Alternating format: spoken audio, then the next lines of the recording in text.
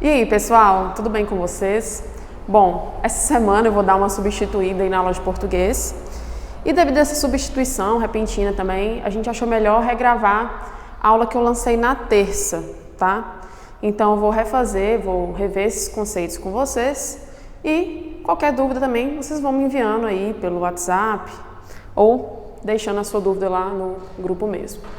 Então, retornando ao conteúdo que a gente estava estudando, nós vimos núcleo de um termo. O que seria o núcleo de um termo? Quando você tem uma frase, tem palavras que têm mais importância. Sem elas, por exemplo, a frase perde o sentido dela.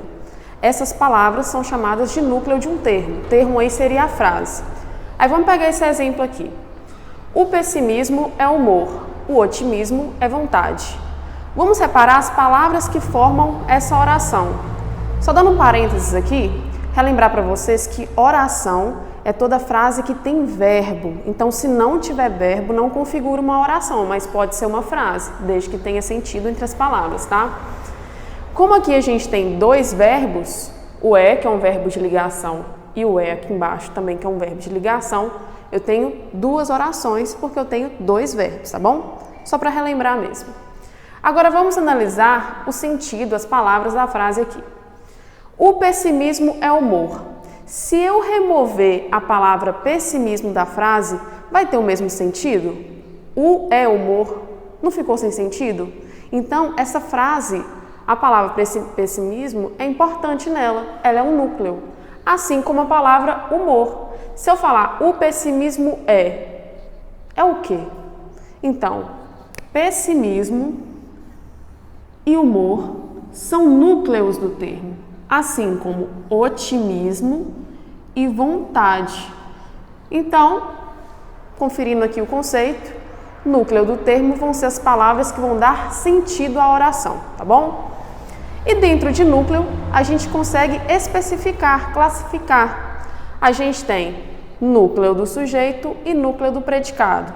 Mas, gente, para fazer o núcleo do sujeito e núcleo de predicado, vocês têm que ter em mente o que é sujeito e predicado. Isso tem que estar muito definido, tá? Não tem espaço para dúvidas, não. Então, como é que a gente identifica o sujeito numa frase? Aqui, o pessimismo é humor. Primeiro passo, identificar o verbo. Já identificamos, certo? E vamos fazer uma pergunta para o verbo. Quem é o humor? O pessimismo. A resposta sempre será o sujeito. Então, definimos aqui que o sujeito na primeira oração é o pessimismo. Dentro desse sujeito, eu tenho uma palavra que é mais importante. Quem vocês acham que é?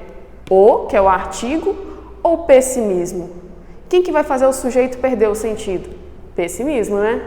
Então, pessimismo é o núcleo do sujeito. O mesmo vai ser feito na oração de baixo, né? O otimismo é vontade. Quem é vontade? O otimismo. Quem é o núcleo do sujeito? Otimismo.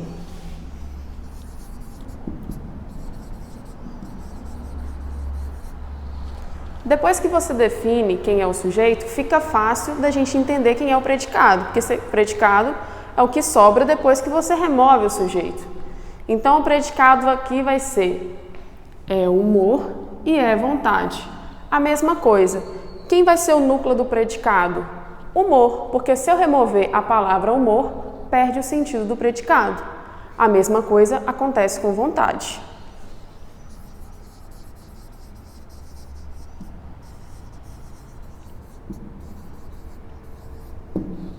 Beleza. Então, agora que já vimos um pouquinho de núcleo, do termo, do sujeito, do predicado, vamos focar um pouquinho mais no núcleo em si, no sujeito em si.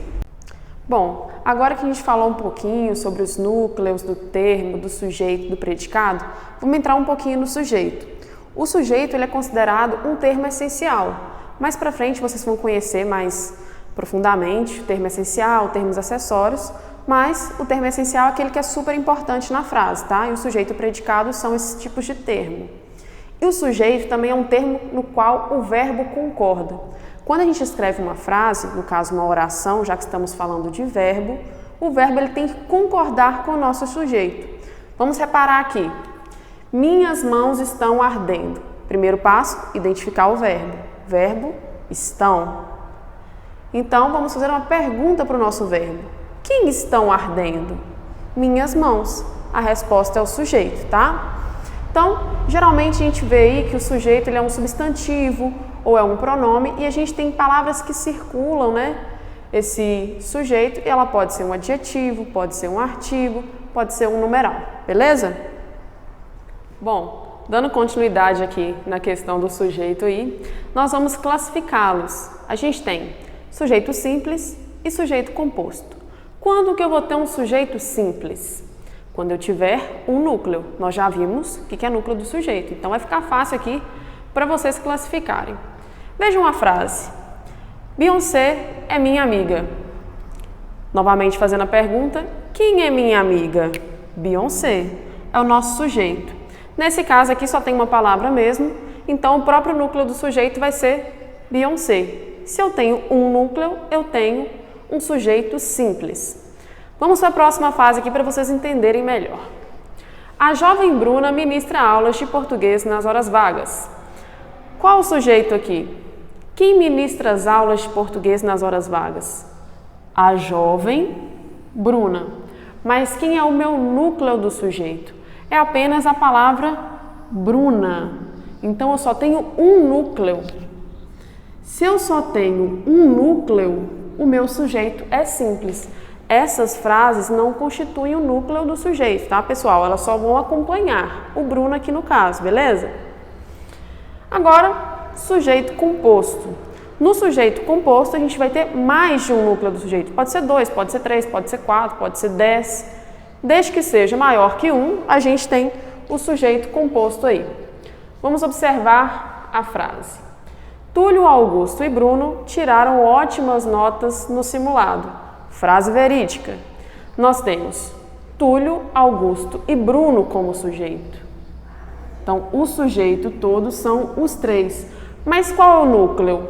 Túlio, Augusto, Bruno. O E não faz parte do núcleo, viu? Então, nesse caso, eu tenho 3 núcleos no sujeito. Aqui, ó. Se eu tenho mais de um núcleo do sujeito, eu vou ter um sujeito composto. Eu e Mozão estamos passando por momentos difíceis. Não é o meu caso, mas pode ser o de vocês. Nesse caso aqui, quem está passando por momentos difíceis? Eu e Mozão. Então, isso tudo é o sujeito. Mas quem é o núcleo do sujeito?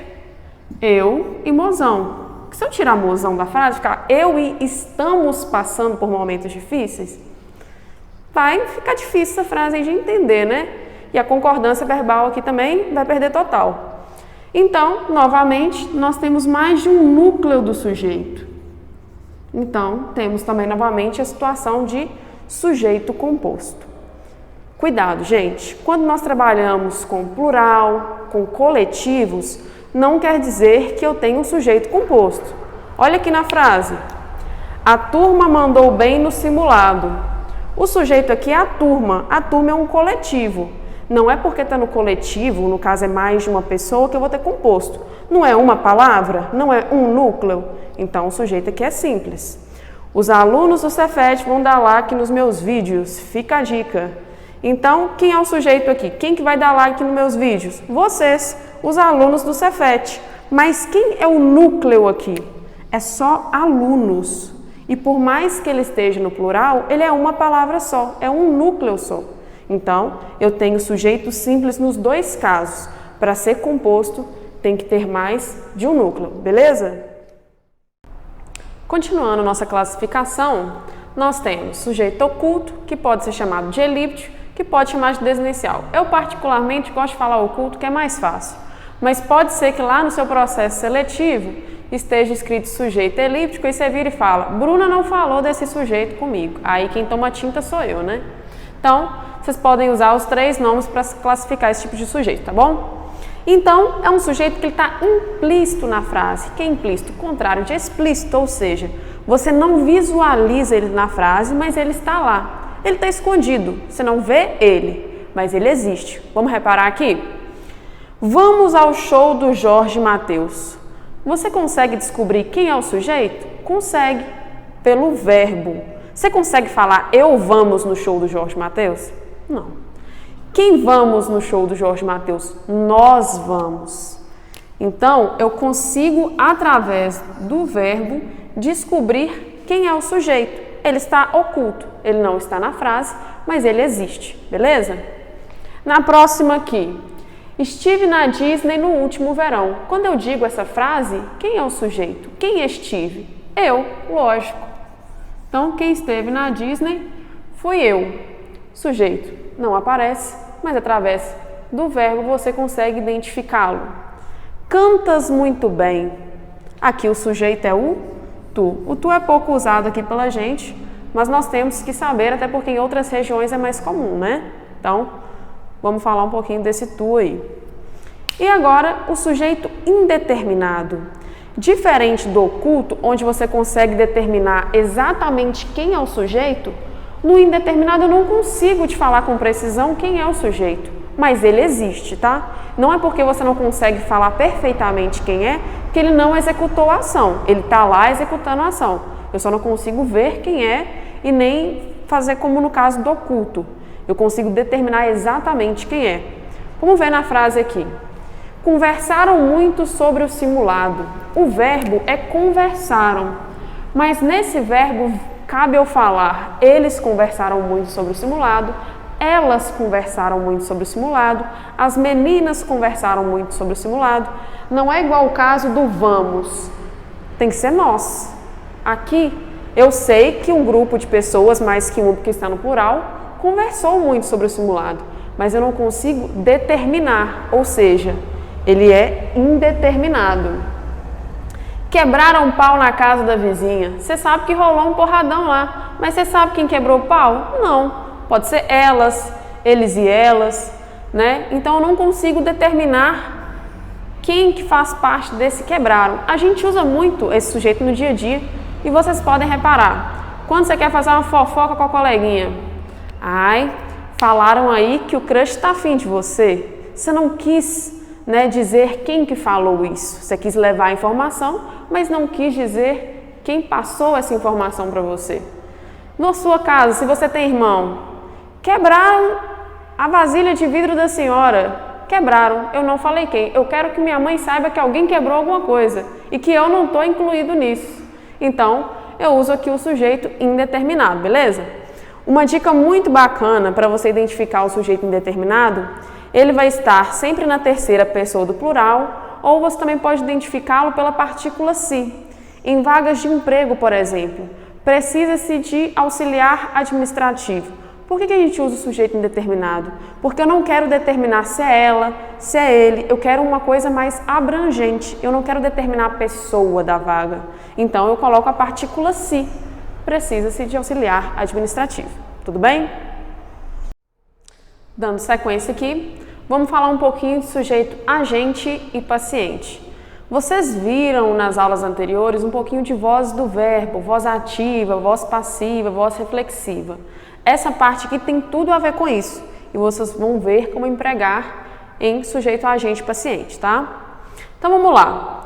Quem exerce a ação? Quem exerce a ação na frase é chamado de sujeito agente. Tá?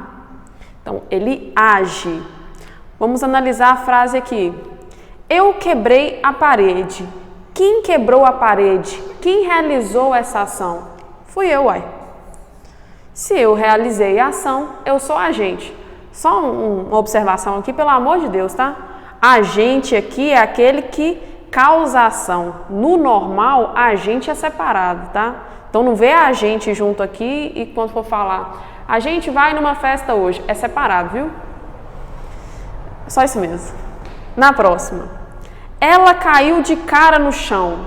Quem caiu de cara no chão? Foi ela. Então, ela realizou essa ação. Agora, quem sofre a ação? A parede foi quebrada. Quem foi quebrada? A parede. Nesse caso aqui, eu fiz o contrário dessa frase. Na primeira, eu quebrei a parede, eu fiz a ação. Na segunda, a parede que foi quebrada. A ação agiu sobre ela, tá bom? Então, nesse caso aqui, a gente tem o sujeito paciente. A luz foi acesa. Quem foi acesa? A luz. Ela sofreu a ação. Agora, se eu falasse assim, eu acendi a luz, eu executei a ação. Eu vou ser o agente aqui nesse caso. Então, associando aí com a voz ativa, né? Com a voz passiva. E a gente tem o caso que eu posso ser agente e paciente ao mesmo tempo.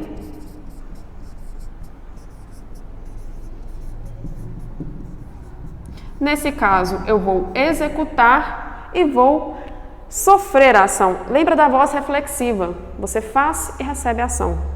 Ela machucou-se. Quem se machucou? Ela. Ela também se machucou. Ela foi machucada e machucou alguém. Só que no caso ela machucou ela mesma. Mirei-me no espelho. Quem mirou no espelho? Eu. Quem foi mirado? Eu. Mirei-me no espelho. Então eu sofri a ação e eu executei a ação. E por último, agora classificamos os sujeitos. Vamos ver o caso de quando eu não tenho um sujeito, porque a gente pode ter frases que não têm um sujeito. A gente chama de oração sem sujeito, né? Bem sugestivo. Na frase, choveu ontem. Choveu é um verbo. Choveu o quê? Chuva, né, gente? Se choveu é chuva. Nevou ontem. Nevou o quê? Neve. Mas aí não tem um sujeito, não tem a pessoa, o algo que fez a ação. Então, quando a gente tem verbos associados a fenômenos meteorológicos, eu tenho dificuldade de falar essa palavra, meteorológicos, nós não temos um sujeito na oração, é oração sem sujeito. Só que eu vou dar uma dica aqui que não está no livro, eu quero que vocês prestem bastante atenção. Se eu usar o fenômeno, a frase que remete a um fenômeno, é o verbo que remete a um fenômeno, só que no sentido conotativo, para quem não lembra é figurado, quando não é o sentido do dicionário, essa frase pode ter um sujeito. Por exemplo, se eu falar assim, choveram elogios para a sua aula, choveram aí não é de chuva, é no sentido figurado. Nesse caso, quando eu não uso no sentido denotativo de chover, chuva molhada, a gente pode ter um sujeito, só no sentido figurado, tá bom? No restante, viu que é fenômeno meteorológico na questão e pediu para classificar o sujeito na frase, pode botar sem medo, sem sujeito, tá bom? Quando eu uso também o verbo haver, no sentido de existir, acontecer, realizar, por exemplo, havia muitas pessoas, isso é no sentido de existir, oração sem sujeito novamente. Fazer, passar, ser, estar, no sentido de tempo, a me remeter ao tempo. Passaram-se 10 anos desde a última enchente. Não no nosso caso, né? Tem pouco tempo. Mas eu estou falando no sentido de tempo. Passaram-se 10 anos. Então, eu estou falando desse período. Quando eu usar esses verbos no sentido de tempo, eu também vou ter uma oração sem sujeito. Beleza? Então, pessoal, aqui está o resumo geral dessa parte do conteúdo. Eu quero que sempre que vocês forem assistir às aulas, acompanhem com a apostila. De repente, você tem uma observação para colocar lá que não está escrita. Essa dica, por exemplo, que eu dei do sentido conotativo, não tem na apostila. Então, seria interessante você fazer a sua anotação própria para se dar dicas de como aprender melhor a matéria. Eu vou passar na descrição do vídeo os exercícios que vocês irão fazer. A data de entrega será mantida, tá bom? Então, vocês vão fazer esses exercícios para a próxima aula. Eu espero que vocês tenham entendido bem. Deixe seu like, inscreva-se no canal e deixe um comentário legal. Até rimou, tá vendo? No mais, até breve.